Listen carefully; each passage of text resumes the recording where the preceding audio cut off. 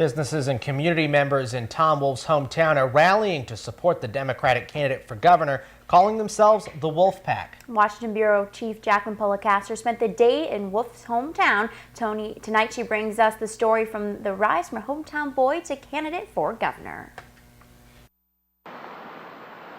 Mount Wolf, Pennsylvania. This is small town USA, a place where everyone has an American flag on their porch and a Tom Wolf campaign sign planted in their front yard. Of course, the old saying, is that everybody in a small town is rather famous.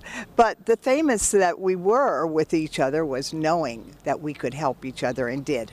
Mary Toomey told me she's known Tom Wolf since the day he was born. When Wolf was 10 years old, he sang a solo in Toomey's church choir.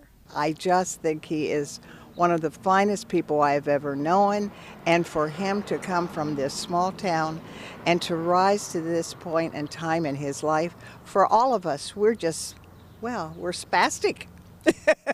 The pride in Mount Wolf is obvious. I know Tom Wolf because he was raised in this town just like I was, so we've both been around a long time. Some supporters think Tom Wolf's success has a lot to do with being raised in Mount Wolf.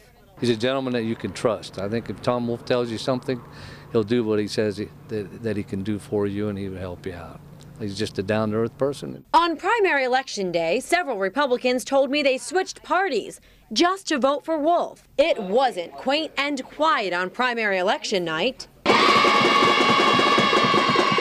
It was one big party with sincere cheers of support at the local baseball stadium. The spirit of this place propelled Tom Wolf to win the Democratic primary for governor. At the beginning of the year, Wolf was a political unknown without a heavy ground game.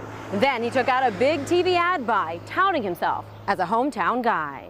Tom Wolf, Democrat for governor. It's this campaign commercial, Tom Wolf in his Jeep, that put the politician in the spotlight and now in the race for governor. It is truly amazing how a hometown, small town boy can get his name across the state, how people seem to be rallying around him. I think because they see the sincerity of him, it's awesome. It's just amazing to me.